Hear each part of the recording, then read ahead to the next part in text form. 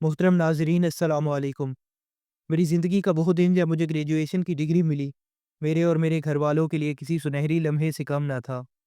میرے گاؤں میں جہاں روزی روٹی کا حصول ہی سب سے بڑا امتحان تھا، وہاں کسی کا بیٹا گریجویٹ ہونا کسی معجزے سے کم نہ تھا۔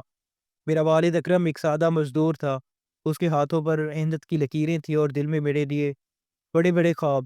اس کی زندگی کھیتوں میں دھوپ سہتے اور دوسروں کے کھیتوں میں مزدوری کرتے گزری تھی، مگر اس نے ہمت نہ ہاری۔ میری تعلیم کے لیے اس نے اپنی ہر خوشی قربان کر دی، کئی بار کھانا چھوڑ کر کتابوں اور فیس کے پیسے بچائے۔ آج جب میں حامد اس کالج کے اسٹیج پر اپنی ڈگری تھامے کھڑا تھا تو والد کی آنکھوں کی چمک میرے لیے کسی خزانے سے کم نہ تھی۔ بیٹا حامد، تم نے میرا خواب پورا کر دیا، ابا نے کہا۔ ان کی آواز میں فخر تھا، مگر اس سے بڑھ کر وہ امید تھی جو ایک باپ اپنے بیٹے میں اپنی نامکمل زندگی کی تکمیل دیکھتا ہے۔ وہ بار بار میری ڈگری کو چھوتے دیکھتے اور پھر کندھے پر ہاتھ رکھ کر کہتے، بیٹا تمہاری ماں اور میں نے زندگی میں کچھ زیادہ نہیں دیکھا، ہماری زندگی محنت اور غربت میں گزر گئی، مگر تم وہ سب کرو گے جو ہم نے صرف خوابوں میں دیکھا۔ ان کے الفاظ سن کر میری آنکھیں نم ہو گئیں۔ دل ہی دل میں فیصلہ کیا کہ ان کے خواب پورے کروں گا، چاہے کتنی مشکلات کیوں نہ آئیں۔ میری ماں زینت اور چھوٹی بہن ماریہ بھی ساتھ تھی۔ ماں ہمیشہ خاموش رہتی تھی، ان کے چہرے پر مسکراہٹ شاذ و نادر ہی آتی تھی، کیونکہ زندگی کی سختیوں نے ان سے ہنسی چھین لی تھی، مگر اس دن ان کی آنکھوں میں خوشی کے آنسو تھے۔ ماریا جو 12ویں جماعت میں پڑھ رہی تھی بھاگ کر میرے پاس آئی اور بولی، بھائی اب آپ بڑے آدمی بنیں گے، ہمیں بھی شہر لے چلیں۔ اس کی معصوم ہنسی اور جوش نے میرا دل چھو لیا۔ میں نے مسکرا کر کہا، ہاں ماریا، جو تم کہو گی وہی کروں گا۔ ہمارا کچا مکان جو مٹی اور ٹائلوں سے بنا تھا اس دن کسی محل سے کم نہ لگ رہا تھا۔ دیواروں پر بارش کے نشان تھے، چھت کئی جگہ سے ٹپکتی تھی، بجلی کبھی آتی اور کبھی چلی جاتی، مگر اس دن اس چھوٹے سے گھر میں خوشی کی فضا تھی۔ والد کے چہرے کو دیکھ کر لگتا تھا جیسے ساری تھکن اور محنت کا پھل آج مل گیا ہو۔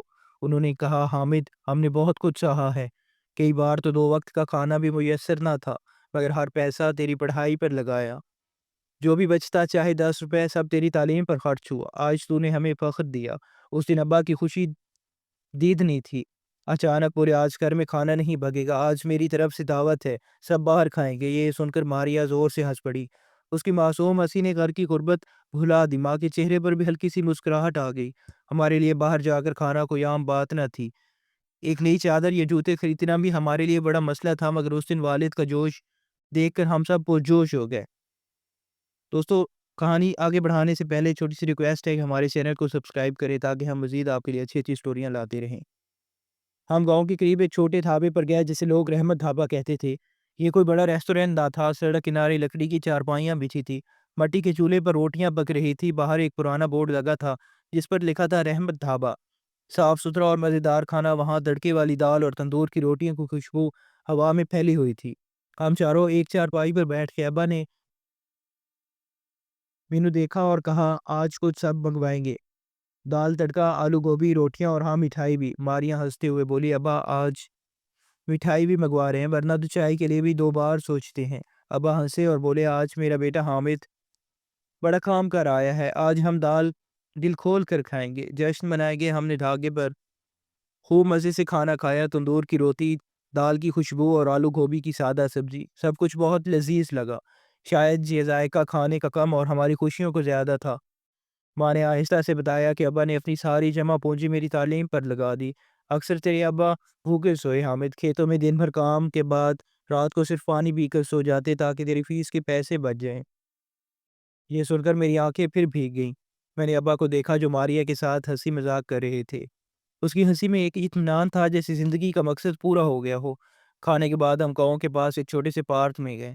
پارک بہت بڑا نہیں تھا، چند درخت، ایک ٹوٹی ہوئی جھولا اور ایک چھوٹا سا تالاب۔ بچے کھیل رہے تھے اور کچھ بزرگ درختوں کے سائے تلے باتوں میں مصروف تھے۔ ہم چاروں ایک بڑے برگد کے نیچے بیٹھ گئے۔ ہلکی ٹھنڈی ہوا چل رہی تھی اور سورج کی کرنیں پتوں سے چن کر زمین پر بکھر رہی تھی۔ ابا نے کہا، حامد اب تمہیں شہر جانا ہوگا، گاؤں میں تو صرف مزدوری ملے گی، مگر تم پڑھے لکھے ہو، کچھ بڑا کر سکتے ہو۔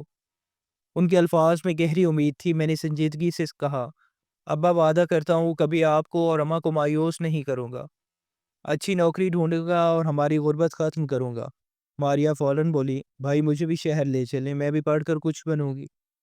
یہ سن کر ہم سب ہنس پڑے۔ ماں نے ماریا کے سر پر ہاتھ پھیرا اور کہا، ہاں بیٹی، تم بھی اپنے بھائی کی طرح کچھ بنو۔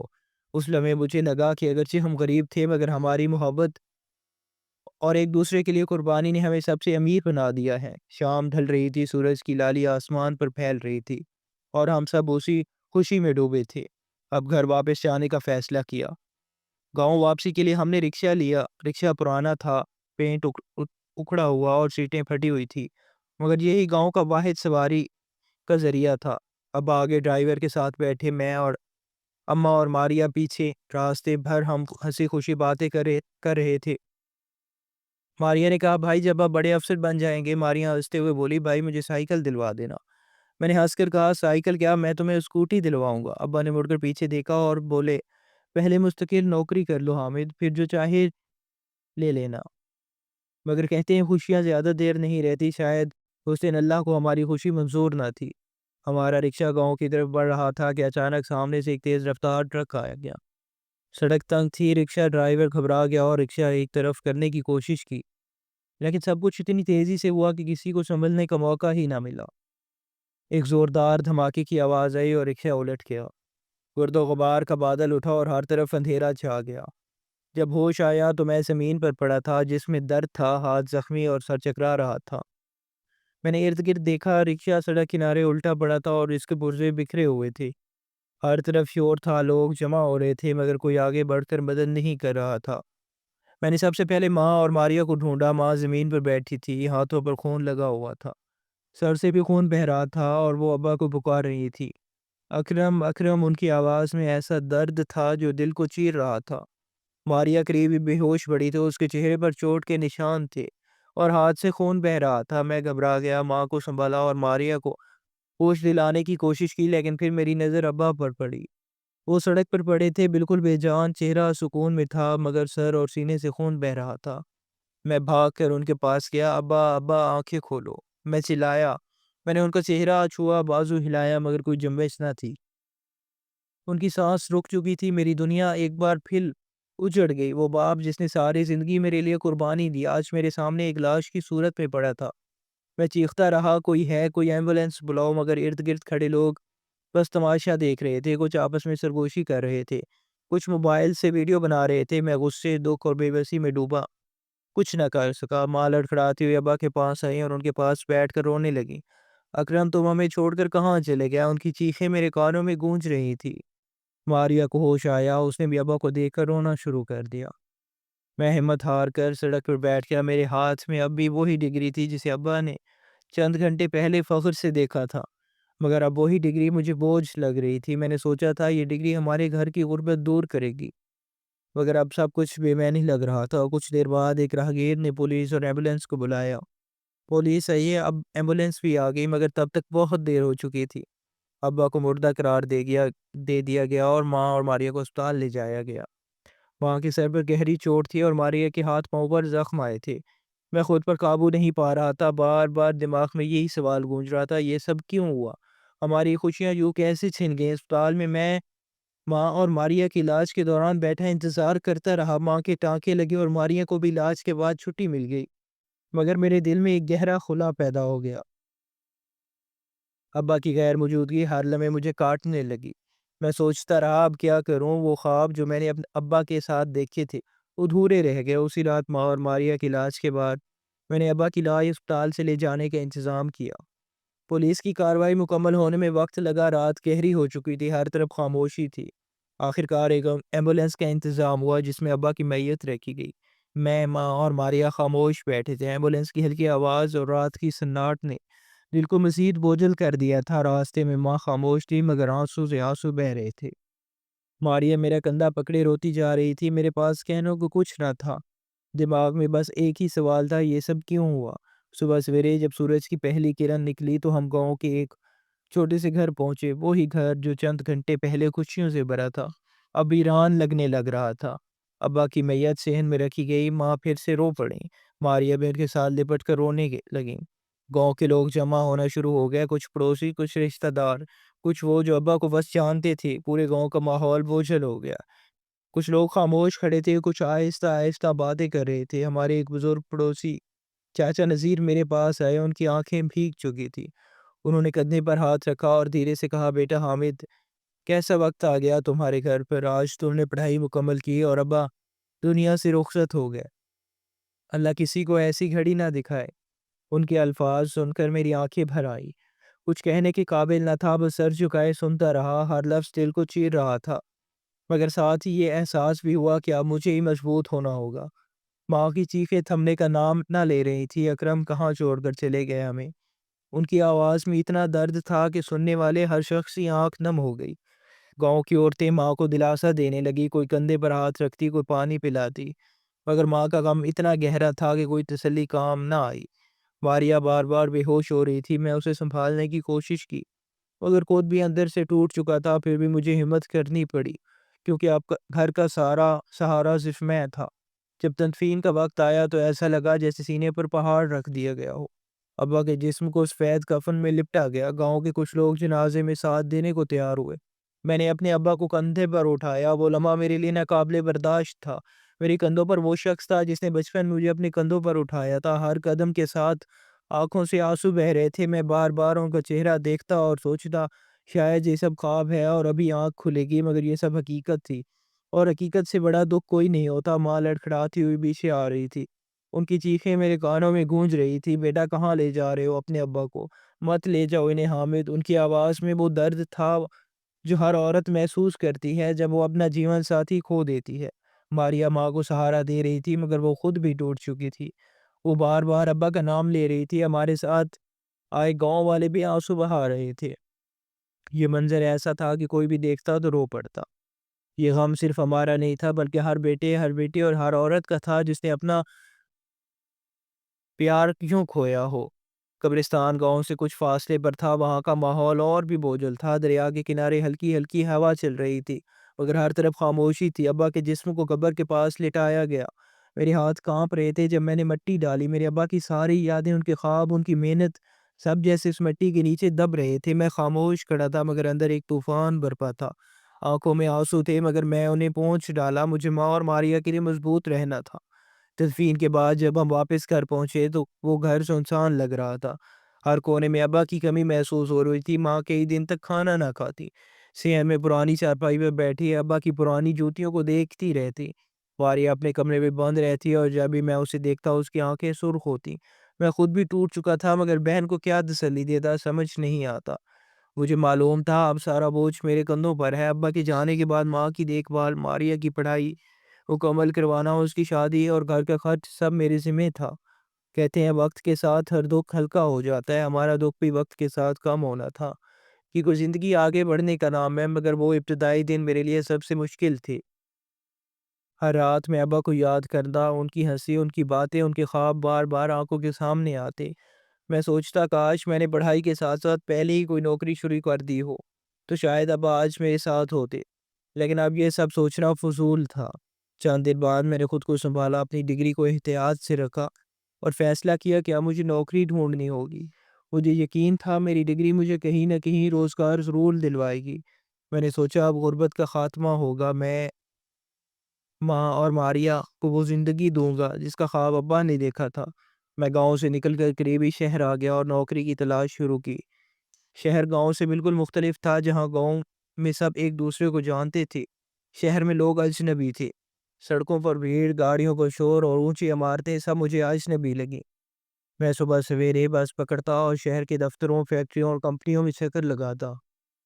ہاتھ میں ڈگری تھی اور دل میں امید کہ کہیں نہ کہیں مجھے موقع ضرور ملے گا، مگر ہر جگہ مایوسی ملی۔ پہلے دن میں ایک بڑی کمپنی کے دفتر گیا۔ مینیجر نے ڈگری دیکھ کر کہا، تمہارے پاس تجربہ نہیں حامد، ہمیں ایسے لوگ چاہیے جنہیں پہلے سے کام آتا ہو۔ میں نے سمجھانے کی کوشش کی، سر میں نے 4 سال محنت سے پڑھائی کی ہے، مجھے ایک موقع دیں، میں سیکھ لوں گا، مگر اس نے سر ہلا کر انکار کر دیا۔ میں نے ہار نہ مانی۔ اگلے دن دوسری کمپنی گیا، پھر تیسری، پھر چوتھی، لیکن ہر جگہ ایک ہی جواب ملا، میرے پاس تجربہ نہیں ہے، میرے پاس مہارت نہیں ہے۔ اس وقت کوئی نوکری نہیں ہے۔ درجنوں کمپنیاں مجھے ایک کے بعد ایک مسترد کرتی گئیں۔ کچھ میری ڈگری کو دیکھ کر منہ بنا لیتے جیسے یہ کاغذ بیکار ہو، کچھ تو مجھے دیکھنے بھی نہ تھے اور کاغذ واپس کر دیتے۔ ہر انکار کے ساتھ میرا دل ٹوٹتا گیا۔ 4 سال کی دن رات کی محنت، ابا کی قربانیاں سب مجھے بیکار لگنے لگی۔ میں سوچتا تھا جب کوئی موقع ہی نہیں دے رہا تو تجربہ کہاں سے لاؤں۔ شہر کی سڑکوں پر چلتے ہوئے مجھے گاؤں کی گلیاں یاد آتی، وہاں کی سادگی، اپنائیت اور سکون یہاں کہیں نظر نہ آتا۔ شہر میں ہر کوئی اپنی دنیا میں گم تھا، کسی کو کسی کی پرواہ نہ تھی۔ میں دن بھر انٹرویوز کے لیے بھٹکتا اور ہر بار خالی ہاتھ واپس آتا۔ جوتے گھس گئے، کپڑے پرانے ہو گئے، مگر امید باقی تھی۔ رات کو جب تھکا ہارا گھر آتا تو ماں پر امید نظروں سے دیکھ کر پوچھنے کیا ہوا بیٹا، نوکری ملی؟ ان کی آواز میں ہلکی سی امید ہوتی جو میرا دل اور بھاری کر دیتی۔ میں انہیں کیا بتاتا کہ پھر مسترد کر دیا گیا ہے۔ ایک دن میں نے ہمت کر کے سچ کہہ دیا، اما آج پھر انکار کر دیا گیا، سب کمپنیاں تجربہ مانگتی ہیں اور میرے پاس صرف ڈگری ہے۔ اما کی آنکھوں میں مایوسی چلکی، انہوں نے تھوڑا سخت لہجے میں کہا، تو کیا ہوا بیٹا حامد، اگر ایک جگہ سے انکار ملا ہے تو اور جگہ بھی ہے، تم کوشش جاری رکھو۔ ماں کی باتوں سے مجھے کچھ حوصلہ ملا مگر دل میں غصہ بھی آئے۔ میں نے سوچا اماں کو کیا خبر کہ میں روز صبح سے شام تک کس طرح در در کی خاک چھان رہا ہوں، لیکن میں نے کچھ کہا نہیں، جانتا تھا وہ بھی اندر سے ٹوٹی ہوئی ہیں اور ساری امیدیں مجھ پر ٹکی ہیں۔ ماریا بھی خاموش سنتی رہتی، کچھ نہ کہتی، مگر اس کی آنکھوں میں بھی یہی سوال ہوتا، بھائی اب کیا ہوگا؟ اس رات میں تھک کر چھت پر جا بیٹھا، آسمان پر ستارے چمک رہے تھے مگر میرے لیے وہ بس خاموشی پھیلا رہے تھے۔ میں نے اپنی ڈگری کو دیکھا، وہی کاغذ جس کے لیے میں اور ابا نے خواب دیکھے تھے، اور وہی میرے لیے سوال بن چکا تھا۔ سوچ رہا تھا کیا یہ ڈگری واقعی ہمارے گھر کی غربت ختم کر پائے گی؟ کیا میں ابا کے خواب پورے کر سکوں گا؟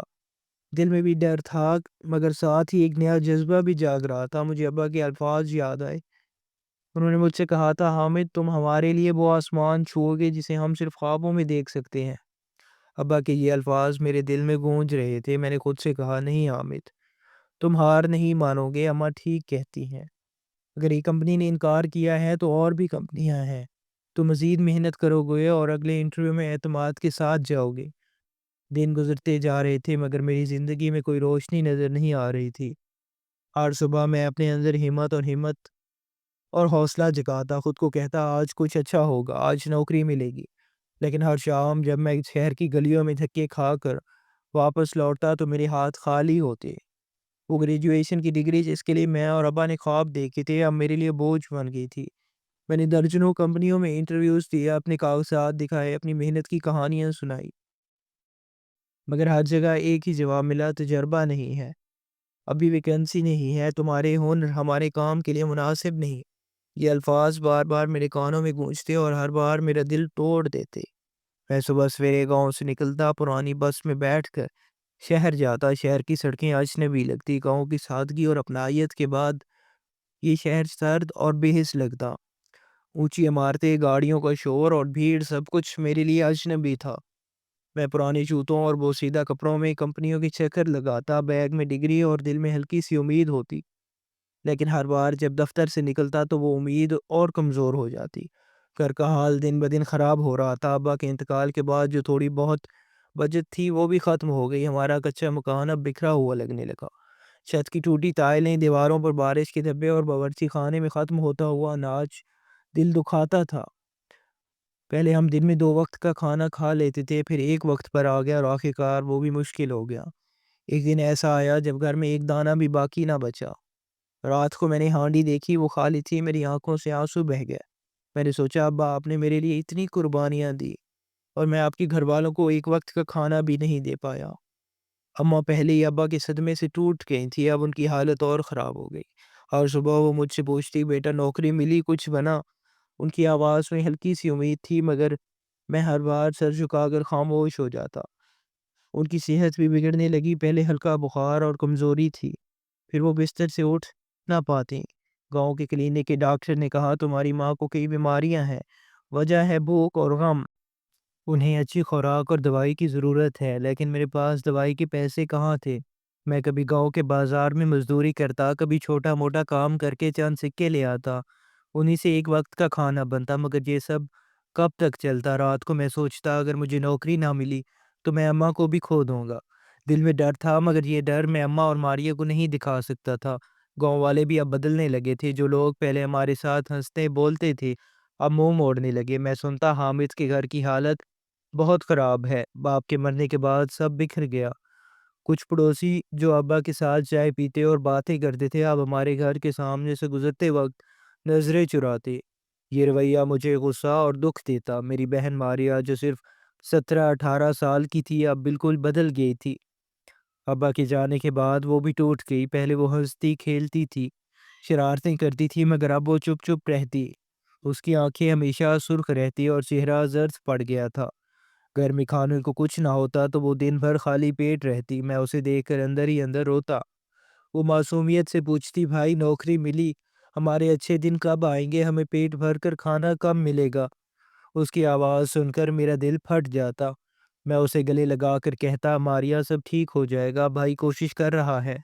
لیکن مجھے معلوم تھا یہ صرف جھوٹی تسلیاں ہیں۔ ایک شام جب میں شہر سے تھکا ہارا واپس آیا تو ماریا میرے پاس آئی۔ اس کی آنکھوں میں بھوک اور امید تھی۔ بھائی کچھ لائے، کچھ کھانے کو ملے گا؟ اس کی معصوم آواز مجھے ابا کی یاد دلا گئی۔ میں نے جیب ٹٹولی مگر کچھ نہ تھا۔ اماں کو دیکھا تو وہ بھی سوالیہ نظروں سے مجھے دیکھ رہی تھی۔ میں نے بس کہا، اماں ماریا کل کچھ انتظام کر لو گا، مگر میری آواز میں کوئی یقین نہیں تھا۔ ماریا خاموشی سے اپنے کمرے میں چلی گئی۔ اس نے دن بھر کچھ نہ کھایا تھا۔ وہ بھوکی تھی مگر چپ چاپ اپنا دکھ چھپا رہی تھی۔ میں اسپتال کے ٹھنڈے فرش پر بیٹھا رو رہا تھا۔ سامنے اماں تھی جو اب بالکل بے حال بستر پر پڑی تھی۔ میں اندر سے ٹوٹ چکا تھا۔ ابا کے بعد ماریا بھی چلی گئی تھی۔ میں نے سوچا، اماں اگر میں نے کچھ نہ کیا تو آپ کو بھی کھو دوں گا۔ اب میرے پاس کچھ نہ بچا تھا، نہ ابا نہ ماریا، اور ماں کی حالت ایسی تھی وہ بھی کسی بھی وقت میرا ساتھ چھوڑ سکتی تھی۔ میں نے خود سے سوال کیا، کیا میں واقعی اتنا کمزور ہوں؟ کیا میں ابا کے خواب ایسے ہی ٹوٹنے دوں گا؟ وہ رات میں اسپتال میں بیٹھ کر خود سے لڑ رہا تھا۔ میرے دل میں پچھتاوے، غصے اور گہری اداسی کی ایک آگ جل رہی تھی۔ اگلی صبح اچانک میرا پرانا ٹوٹا پھوٹا فون بجا جو میں نے ابا کی کمائی سے خریدا تھا۔ سکرین پر ایک انجان نمبر نظر آیا۔ میں نے کپکپاتے ہاتھوں سے کال اٹھائی۔ دوسری طرف ایک عورت کی آواز آئی، ہیلو حامد، میں اس کمپنی سے بول رہی ہوں جہاں تم نے پچھلے ہفتے انٹرویو دیا تھا۔ میں مینیجر ہوں، تمہیں جاب مل گئی، کل سے جوائن کر سکتے ہو۔ میں یقین نہ کر سکا۔ اتنی بار انکار سہنے کے بعد مجھے لگا شاید یہ ایک مذاق ہے۔ میں نے دھیرے سے پوچھا، میڈم آپ سچ کہہ رہی ہیں، مجھے نوکری مل گئی؟ وہ ہنس کر بولی، ہاں حامد، تمہارا انٹرویو اچھا تھا، ہم تمہیں موقع دے رہے ہیں۔ میں نے کال بند کر دی، لیکن میرے چہرے پر کوئی خوشی نہیں تھی۔ میں اسی اسپتال کے کوریڈور میں بیٹھا تھا جہاں چند گھنٹے پہلے ہی میری بہن ماریا کی لاش میرے سامنے رکھی گئی تھی۔ میرے دل و دماغ میں عجیب سا خلا تھا۔ اگر یہ کال ایک دن پہلے آ جاتی تو شاید میری ماریا زندہ ہوتی۔ میں نے آسمان کی طرف دیکھ کر چیخ چیخ کر کہا، یا اللہ، یہ کیسا کھیل ہے تیرا؟ ایک دن پہلے تو نے میری بہن چھین لی اور آج نوکری دے دی۔ اگر یہ نوکری کل ملتی تو ماریا آج میرے ساتھ ہوتی۔ میری آنکھوں سے آنسو بہہ رہے تھے مگر دل خالی تھا۔ اب یہ نوکری میرے لیے کھوکھلی جیت تھی۔ ماریا کی یادیں بار بار سامنے آ رہی تھی، اس کی معصوم ہنسی، اس کے وہ خواب جب کہتی تھی، بھائی آپ بڑے افسر بنو گے، مجھے شہر لے چلو گے۔ میں نے وعدہ کیا تھا کہ اسے سائیکل دلاؤں گا مگر میں اسے ایک روٹی بھی نہ دے سکا۔ ماریا کی تدفین چند گھنٹے پہلے ہی ہوئی تھی۔ اس کی معصوم لاش اپنے کندھوں پر اٹھائی تھی اور میری آنکھوں سے آنسو رکنے کا نام نہیں لے رہے تھے۔ میں نے وہیں فیصلہ کیا کہ اب اماں کو یہ دکھ نہیں سہنے دوں گا۔ سوچا انہیں نوکری کی خبر دوں گا، شاید سن کر ان کی آنکھوں میں روشنی آ جائے۔ میں اسپتال سے گھر لوٹا۔ گاؤں کا ماحول ماریا کے جنازے کے بعد اور بوجھل ہو گیا تھا۔ ہمارے کچے مکان میں صرف خاموشی بسی ہوئی تھی۔ میں اماں کے کمرے میں گیا، وہ بستر پر لیٹی تھی، چہرہ زرد پڑا ہوا تھا اور سانسیں بہت مدھم چل رہی تھی۔ میں نے سوچا وہ سو رہی ہے، آہستہ سے کہا، اماں اٹھیں، مجھے جاب مل گئی ہے، اب سب ٹھیک ہو جائے گا، مگر انہوں نے کوئی جواب نہ دیا۔ میں سمجھا وہ گہری نیند میں ہے۔ 2 گھنٹے بعد دوبارہ گیا تو وہ ویسے ہی لیٹی تھی۔ دل میں عجیب سا خوف آیا۔ میں ان کے کندھے کو ہلایا، اماں اٹھے، مگر وہ نہ جاگی۔ جب میں نے دوبارہ زور سے جھنجھوڑا تو بھی وہ بالکل خاموش رہی۔ میرا دل کانپ گیا۔ میں نے ان کی سانس چیک کی، وہ سانس تو لے رہی تھی مگر اتنی ہلکی کہ جیسے رک گئی ہو۔ میں گھبرا گیا، انہیں گود میں اٹھایا اور دوڑ کر اسپتال لے گیا۔